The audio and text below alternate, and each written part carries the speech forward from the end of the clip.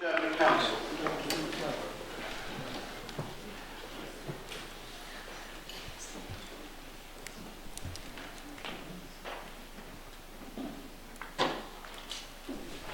Thank you. Please sit down.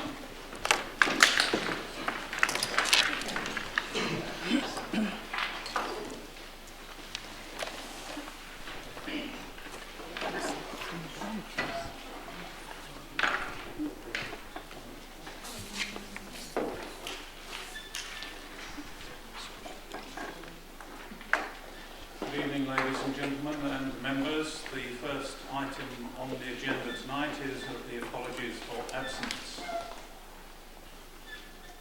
Councillor Johnson. Can I present apologies please for Councillors Nick Churchill, David Carter, Shona Johnson, Joel Charles and Russell Harry.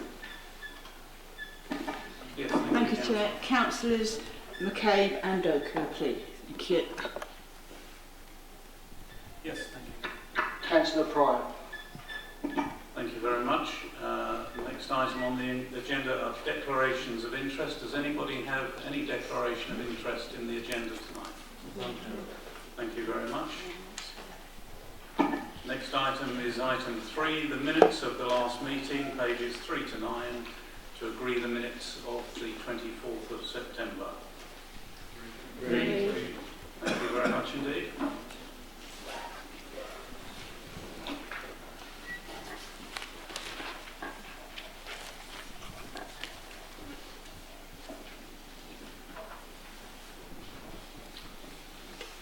Next item is the communications from the chairman. I'll keep this as brief as necessary. Since the last full council, I've attended 14 various engagements, and I'll just highlight one of which may be of interest to members if they happen to be passing by Harwich or making a special journey there. This is a project called the Mayflower Project, which is to build a full-sized replica of the oak ship which carried the founding fathers to the New World. And it's always been assumed that this trip started not in Essex, but in fact in Plymouth. Well, there's been a lot of research done apparently by Harwich, and they found that the ship was built in Essex, that the crew came from the Harwich area, and that the original founding fathers were all people from Essex or nearby. And the reason that it got involved with Plymouth is that they went sailing off, got caught in a storm as they started across the Atlantic, and then had to turn back to Plymouth and get refitted to start again. So the object of the Mayflower is to build a full-size replica from English oak. That's well underway. They've had some 500 young people working as apprentices, and they've gone through, and they hope to have completed 1,500 apprenticeships by the end of that. They're getting along very well with people in the New World, and they're hoping for in excess of 1 million visitors once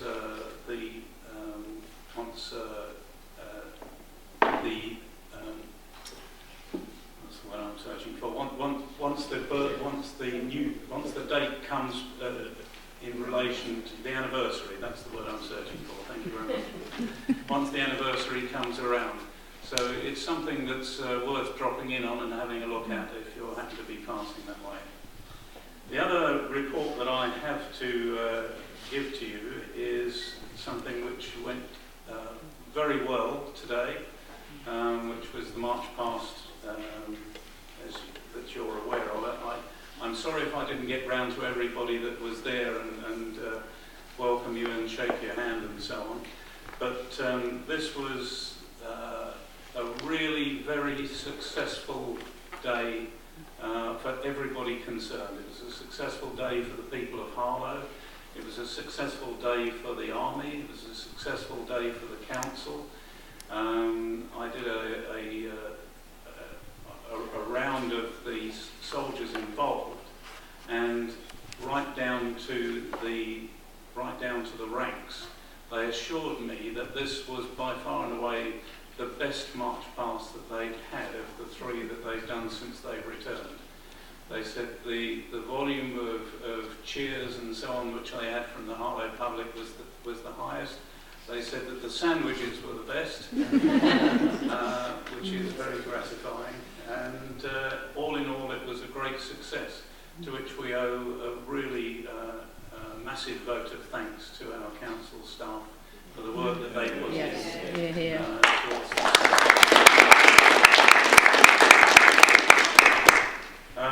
I was pleased to accept a surprise gift. I'm not sure where it is at the moment.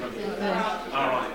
A surprise gift which depicts some action when the regiment were involved in Afghanistan in the 19th century. Not a particularly successful venture, but then again, the picture depicts things as they were then, and we were put to some difficulty in finding an appropriate gift to return. Since this was a surprise, we'd been assured that there would be no exchange of gifts, but I think they wanted to surprise us, and it's a very worthwhile gift for us to receive and to be able to display. That brings me to the end of my coming on to the petitions from the public. Thank you. That brings us to questions from the public, item 6.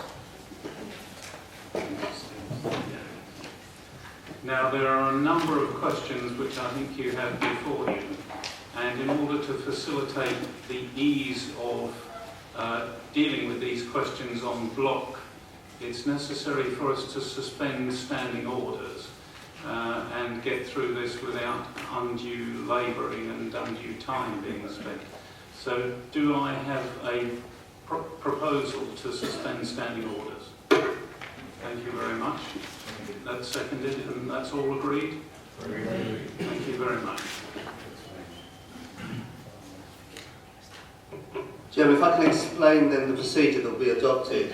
As 8 of the 10 public questions received for tonight relate to housing legislative announcements and are directed at the housing portfolio holder, a statement has been prepared and will be has been circulated with the portfolio for housing's response to the questions and the recent legislative announcements. These will be read out by Councillor Truan before the questioners are invited to address the meeting. The first questioner will then be invited to ask his question. In response to that, Councillor Truan will direct the questioner to the relevant paragraph of the statement, as shown on the document that's been circulated. The questioner will then be invited to ask a supplementary question in the usual way. This process will then be repeated for the next 7 questioners. I should stress this only relates to the housing questions and not to the last 2 questions. Hope everybody understands that. Thank you, Councillor. Thank you very much, Chair, for allowing us to make the statement on the housing legislative changes. Setting rents at the new levels between 2016-17 and 2019-20 will reduce significantly the resources available to deliver the HRA business plan short, medium and long-term objectives as outlined in the HRA medium-term financial strategy. As a consequence of the proposed legislation, lower rents will result in a loss of income of £12.8 million by the 31st of March 2020. This loss cannot be accommodated through efficiency savings alone, and it is anticipated that the Council will not be able to repay the £209 million borrowing it took out in 2012 to HM Treasury or fund a further programme of council house building following completion of the current Pathfinder scheme. Information obtained from the National Audit Office suggests that the average cost of a new build house is £141,000. However, the Council's Pathfinder scheme, which involved the building of 18 council houses, has indicated that a cost of £170,000. It is necessary to ensure the Housing Revenue Account business plan sustainability in the medium long term, to both reflect the lower overall investment that can be afforded and ensure that appropriate resource levels are directed towards priorities. The proposal to increase The rent of any tenant with a household income of above £30,000 to a market or near market rent may create work incentives for tenants near these limits. Greater number of tenants reliant on securing accommodation at higher rents in the private rented sector and a potential reduction in disposable income for those working in lower paid employment. No details have been provided as to how such a scheme would operate, and it is estimated that 10% of Harlow tenants may be affected. The required reduction of rent by 1% annually is also expected to be delivered by all registered providers, and discussions are ongoing with the registered providers as to local development schemes as they review their balance sheet, creditworthiness and therefore ability to borrow to build. It is difficult to predict the overall effect of these policies as no details have been provided. Records indicate difficulties in demonstrating replacement social housing under the existing right to buy scheme, and there may be a risk that these policies will lead to a further depletion of the housing stock. Extending to tenants of housing associations the right to buy funded through the sale of higher value council-owned homes is likely to have effects on the council's capital and revenue budgets. The average rent for a council-owned property is £93.60 per week, which equates to around £4,867 per annum. And the average value of a social home in England is just under £208,000. The government assumes an average sale value of £300,000, and the model may be based upon region beacon values used by the District Valuation Office and or the number and size of bedrooms. Initial analysis indicates that there are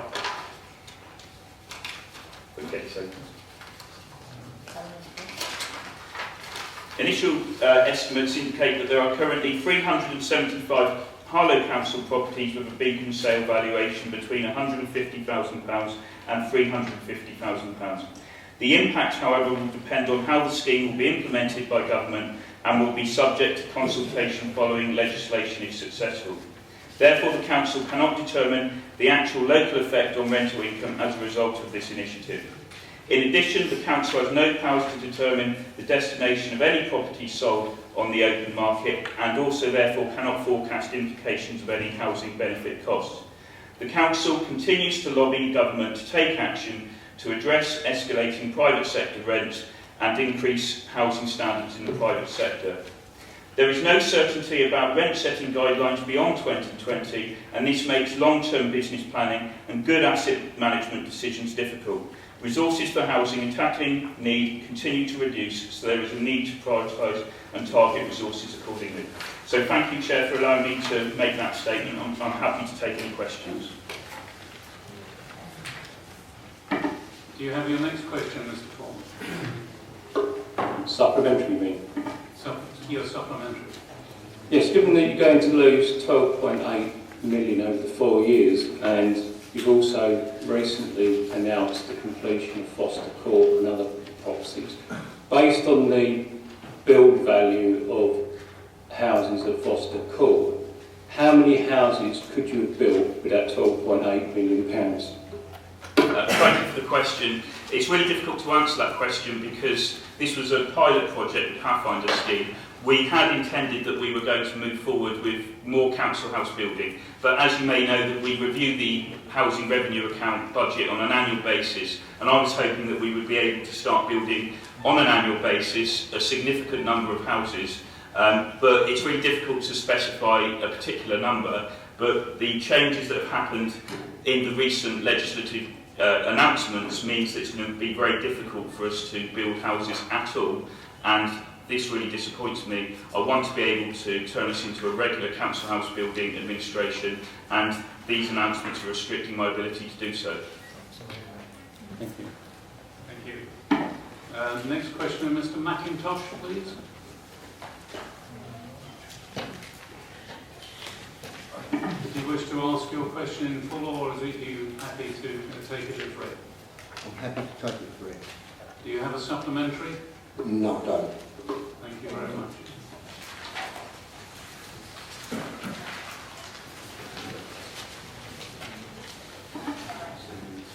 And the next questioner.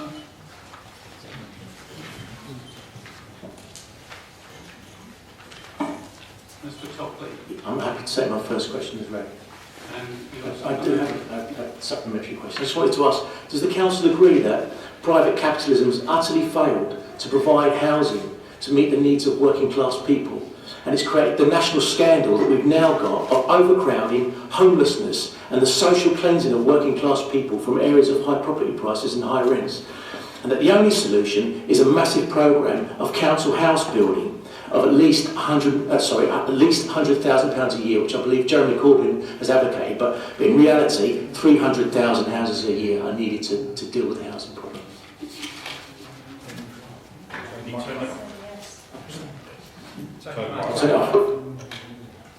Yes, absolutely. I totally agree that we need a council house building programme. For the last 30 years, and I've said this for a number of years, for the last 30 years we've not had a joined up housing policy from government.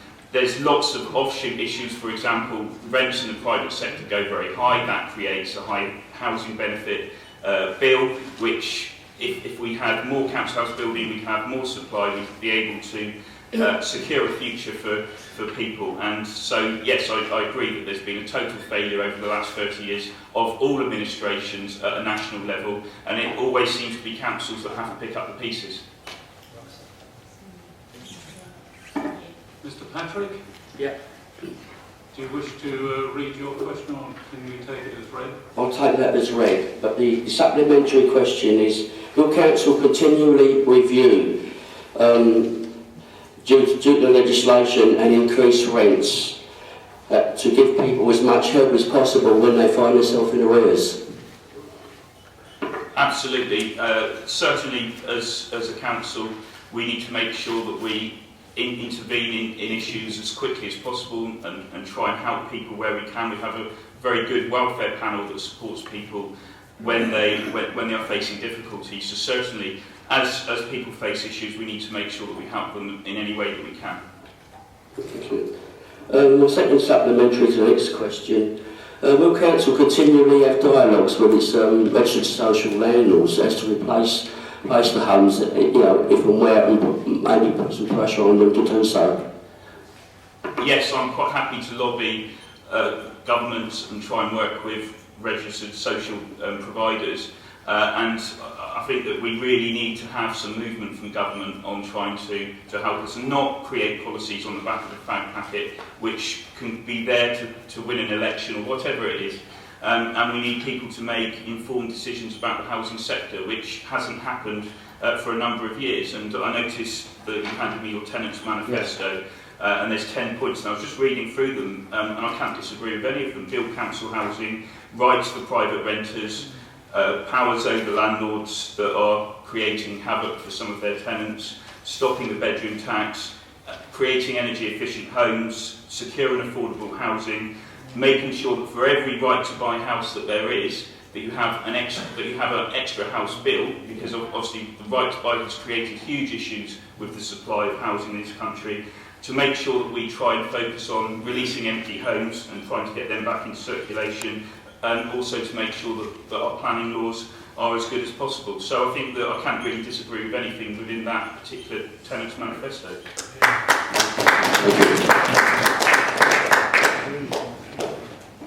Mr. Rogers, do you have a question?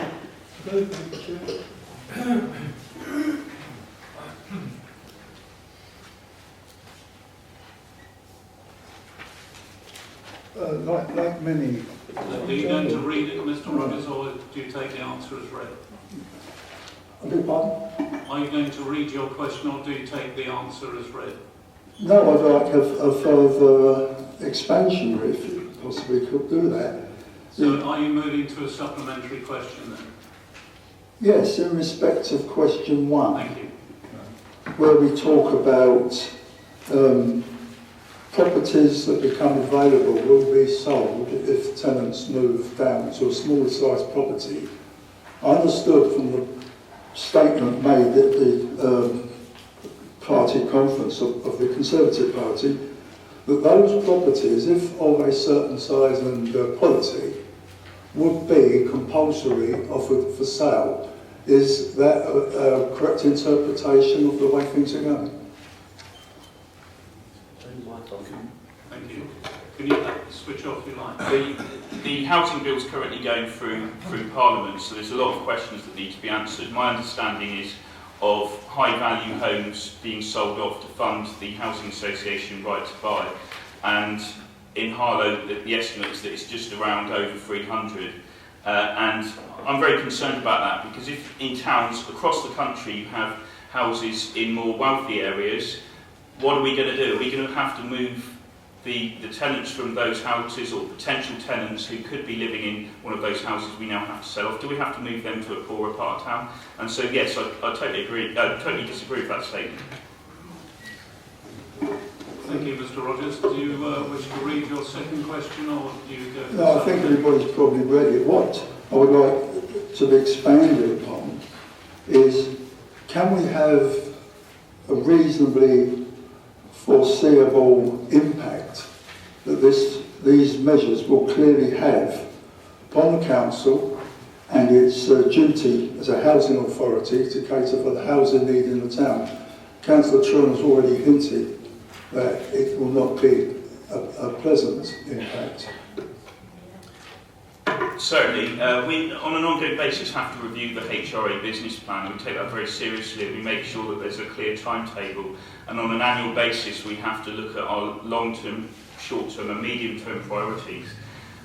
The main priority for this council has been more and better housing, and I would like that to remain, because I think it's the big issue of our time.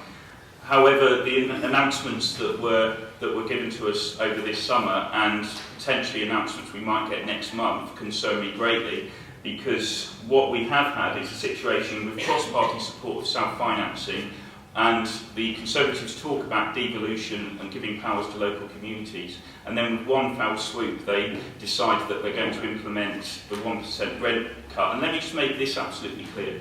Nobody is saying that a 1% rent cut is not something that people would want. But if you're going to have joined up policy making and joined up thinking, you need to make sure that you fund these appropriately and correctly. Yeah. Would it be correct to say that the waiting period for people is now on the waiting list? Thank you. Thank you. 3,500. Thank you. Next question from Mr. Wake, please. I'd like to take question 9 as read. Thank you. You have a supplementary.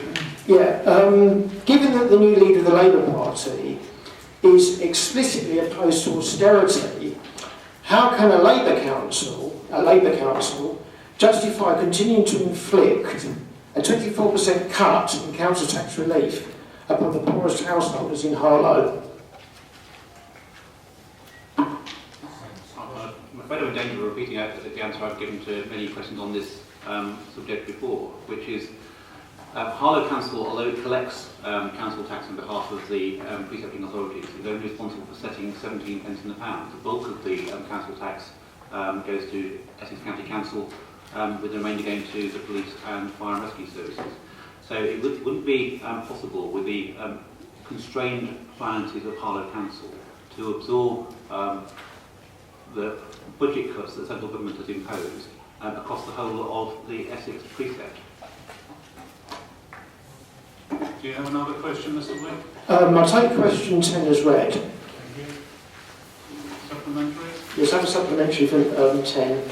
How can it be right that terminally ill, jobless households in Harlow are obliged to pay council tax when those in the same circumstances living in other towns are exempt? Clearly, I would prefer that the central government policy wasn't that the budget cut was imposed on local authorities. But clearly, local authorities have to make their own decisions based on local circumstances. And I'll repeat that we're only responsible for setting 17 pence in the pound in Essex. Thank you, Mr. Wake. There being no further questions, we move to questions from councillors. Thank you. We move to motions from councillors. Thank you. We move to item 9, references from Cabinet and committees. Can I move item 9, please, Chair? You may. And I will second that. Any discussion or debate? Thank you. It's all agreed? Agreed. Reports from officers, item 10. Oh, sorry. Referral from Cabinet Housing Revenue Account Business Plan. Happy to move, Chair. Second. Thank you. Anybody wishing to speak? Is it agreed? Agreed. Thank you.